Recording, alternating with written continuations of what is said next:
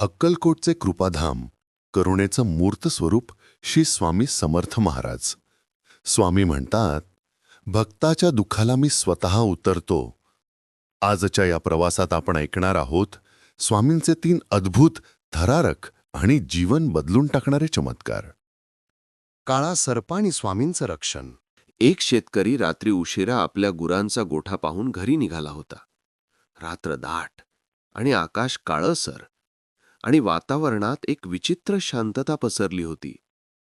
तो शेतकरी दिवा घेऊन चालत होता. तेवढ्यात त्याच्या पायाला काहीतरी थंडसर स्पर्श झाला. तो खाली बघतो तर काय, एक प्रचंड काळा सर्प त्याच्या पायाभोवती वेटोळे घालून बसलेला होता. त्याच्या हृदयाचा ठोकाच चुकतो. तो थरथर कापायला लागतो आणि स्वामींचं नामस्मरण करायला लागतो.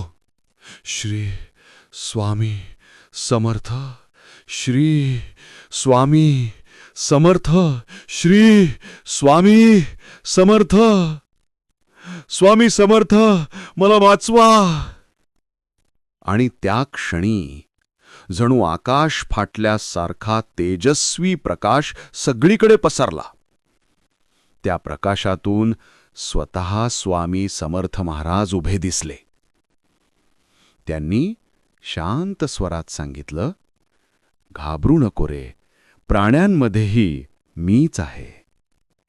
त्या शब्दांबरोबर सर्प शांत झाला, हळूच बाजूला सरकला आणि जंगलात नाहीसा झाला. त्या रात्री त्या शेतकऱ्याचे प्राण स्वामींनी स्वतः वाचवले. बसमधला अदृश्य प्रवासी. रात्री उशिरा एक बस सोलापूरकडे निघाली होती. मागच्या सीटवर एक तरुण एकटा प्रवास करत होता. निम्म्या रस्त्यात बस बंद पडली. ड्रायव्हर म्हणाला, अरे, आता 1 तास तरी आपण इथे अडकणार. तरुणाच्या मनात भीती घर करू लागली. तेव्हाच शांतपणे एक तेजस्वी वृद्ध त्याच्या शेजारी येऊन बसले. ते म्हणाले, घाबरू नको, ही बस लगेच सुरू होईल. तरुणाला जरा थोडं विचित्र वाटलं, पण त्या क्षणी बसचा इंजिन आपोआप सुरू झाला. ड्रायव्हर आश्चर्यचकित झाला. हे कसल्या जादूने झालं? तरुण मागे वळून त्या वृद्धाला पाहतो, पण सीट रिकामी. फक्त एक छोटी माळ, ज्यावर लिहिलेलं होतं, श्री स्वामी समर्थ.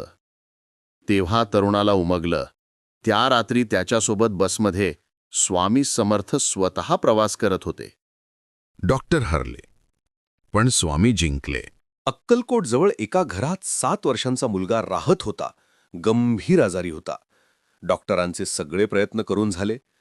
शेवटी डॉक्टरांनी त्याच्या आईला म्हणाले, आम्ही काही करू शकत नाही.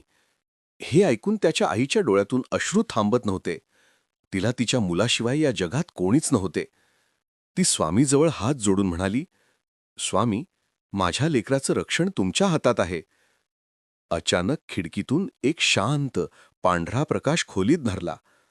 मुलाने डोळे उघडले आणि हसत म्हणाला, आई, ते बघ, स्वामी माझ्या पलंगाजवळ उभे आहेत. आईला मात्र कुणीच दिसत नव्हतं.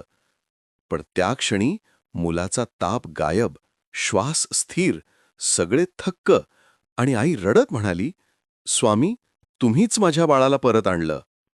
स्वामी समर्थ महाराजांचे चमत्कार केवळ कथा नाहीत, ते अनुभूती आहेत. स्वामी म्हणतात, जो माझ्यावर विश्वास ठेवतो त्याचे रक्षण मी करतोच. ही प्रत्येक कथा एक संदेश देऊन जाते की संकट कितीही मोठं असो, स्वामी समर्थ महाराजांचे नाव घेतलं की मार्ग नक्कीच सापडतो.